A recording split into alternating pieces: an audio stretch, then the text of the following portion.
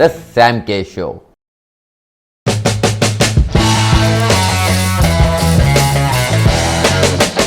आप थोड़ा बहुत शेड आ गया, आपकी स्लीव्स पर्पल हो गई, कुछ उसमें लोगो आ गया, तो अगर आप धारण करते हैं तो you will attract positive vibes from other people. आसपास रहेगा तो कामनेस, ट्रैंक्विलिटी, और धारण करेंगे तो positive vibes from other. Vibes की बात कर रहे हैं, do we does any form of karma have anything to do with numerology? कुछ इन दोनों का कोई रिलेशन है? कर्मास का न्यूमरोलॉजी के साथ डायरेक्ट कनेक्शन नहीं है, वहां भी बात प्लैनेट्स की आती है। प्लैनेट्स का एकदम डायरेक्ट कनेक्शन है कर्मास के साथ। आपके जो प्लैनेटरी मूवमेंट्स चेंज होते हैं ना ब्रह्मांड में, यूनिवर्स में, आपके हिसाब से, आपकी date of birth, time, place के हिसाब से, आपकी कुंडली, टेबे, हॉरोस्कोप के हिसाब से, वहां पे आपके 33% is what you are getting it from your past life, if people believe in whatever. और बाकी जो आप जितने भी फॉर्म करते हो ना, आप सारे इसी लाइफ में क्रिएट करते रहते हो। संजय जी, सिग्नेचर्स की बात करना चाहता हूं आपके साथ में। जी जी। अब जैसे कि मेरा नाम है, बहुत बड़ा नाम है, मिडिल नेम भी है जी। तो मैं क्या करता हूं, मैं एक्रोनिम में सिर्फ वो 3 अक्षर अल्फाबेट्स लिख देता हूं। ठीक है। और मुझे लगता है that is okay.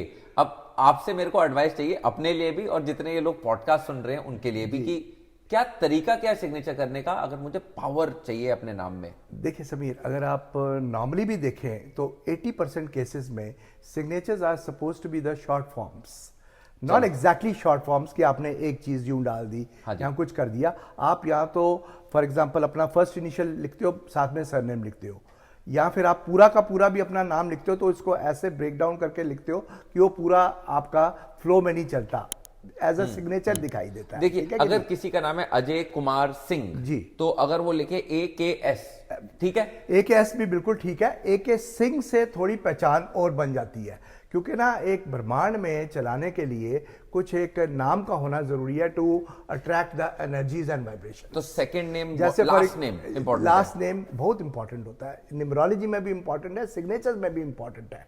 For example कई अपनी वजह से कई लड़कियां जैसे प्रीति, शालिनी, रिचा, ये सिंगल नाम पे लिखना पसंद करती हैं या प्रेफर करती है, तो मैं उनको थोड़ा सा डिस्करेज करता हूँ कि थोड़ा सा आप साथ में अपना सरनेम जरूर लगाएं, चाहे अपने पहले नाम को और उसको पूरा लिखें, लेकिन थोड़ा सा सरनेम होना जरूरी है। और इसके अलावा वो ना सिग्नेचर्स में का जो एक्चुअल इंपॉर्टेंस और महत्व है ना, वो उसका आपके इनिशियल्स से तो है ही है, सरनेम से भी है ही है, उसमें आपकी ट्रेजेक्ट्री ऑफ योर सिग्नेचर, ये इसकी बहुत इंपॉर्टेंस है। आपकी वो ट्रेजेक्ट्री वो स्ट्रेट लाइन में है, आपकी अपवर्ड है, लोअर स्लांट में है, उसके नीचे आप अंडरलाइन कर रहे हैं, उसके नीचे डॉट्स लगा रहे हैं, आगे डॉट्स लगा रहे हैं, आगे उसके एक्सक्लेमेशन मार्क लगा रहे हैं, या उसको आप यूं घुमा रहे हैं या स्ट्रेट करके छोड़ रहे हैं। इन सब चीजों की इंपॉर्टेंस और महत्व है उसमें। तो बेस्ट क्या है? बेस्ट अपवर्ड ट्रेजेक्ट्री, उसके नीचे लाइन और नीचे 2 डॉट्स। डॉट्स का क्या महत्व है? डॉट्स का महत्व होता है पार। डॉट्स का मतलब होता है you attract fame, you attract popularity, of course in your own field, in your own sphere, you attract, you see, you get recognition, आपकी ऑथराइजेशन बनती है, पहचान बनती है, अथॉरिटी बनती है, एक आइडेंटिटी बनती है आपकी, यू सी। और उस हिसाब से डॉट्स का बहुत इंपॉर्टेंट एक रोल होता है। सो इट डजंट मैटर, मैं एक्रोनिम में अपना नाम यूज कर सकता हूं, बात एक ही है।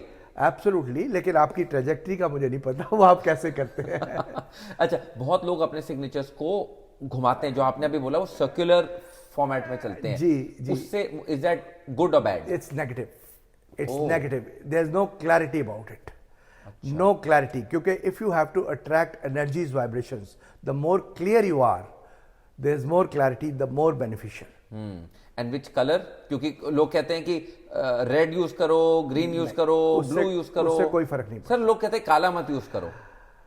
अब मैं काले यूज करता हूँ। I will be very straight with you. हाँ जी, उससे कोई फर्क नहीं पड़ता कलर्स से। उस हिसाब से कलर्स का महत्व आता है again with your personal date of birth वगैरह से, कि आपका डेट ऑफ बर्थ के हिसाब से, आपके साइकिक नंबर के हिसाब से आपका प्लैनेट कौन सा है जो आपको गवर्न कर रहा है, और इस प्लैनेट का आगे क्या रंग है। लेकिन उसको भी आप डे टू डे लाइफ में, just because you have to do signature somewhere, तो आप हरे रंग से तो नहीं कर सकते ना, आप कहीं पे आप पीले रंग से तो नहीं कर सकते ना, ये तो नॉर्मल है।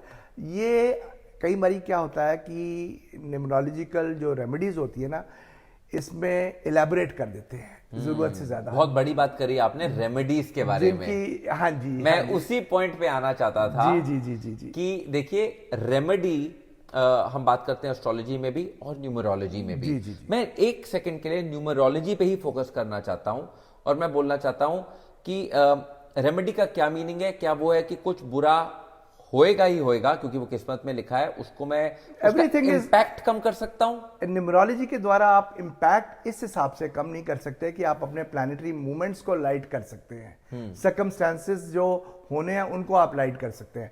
उससे न्यूमरोलॉजी के द्वारा आपको गाइडेंस मिल सकती है।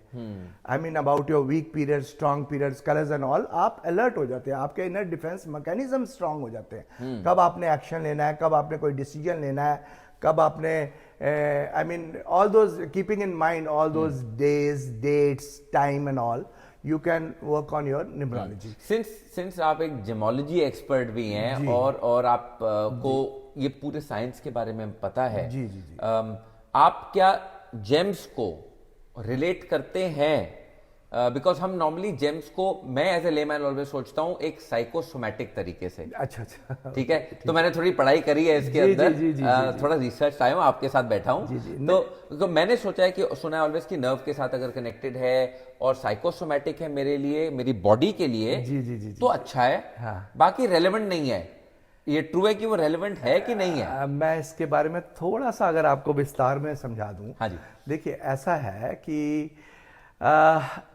उसके लिए भी आपको अगर कोई जेम्स भी सजेस्ट करने हैं तो आपकी प्लैनेटरी मूवमेंट्स उस समय की देखनी बड़ी जरूरी है। आपके प्रेजेंट सर्कमस्टेंसेस में क्या हो रहा है, आपके पास्ट में जो हुआ, you can't do much about it. आपका प्रेजेंट सिचुएशन को सुधारना है, उसी के हिसाब से आपका फ्यूचर सुधरेगा। Basically if you are working on your present, you are actually working for your future. बिल्कुल करेक्ट। उस केस में अगर आपके प्लैनेट्स उस हिसाब से, अगर आपके प्लैनेट्स नीच के हैं, रेट्रोग्रेड हैं, इनिमिकल हैं, वक्री हैं, वक्री मींस ऑर्बिट में उल्टे चल रहे हैं, तो उस हिसाब से वो देखा जाता है कि किस प्लैनेट को आप एग्जॉल्ट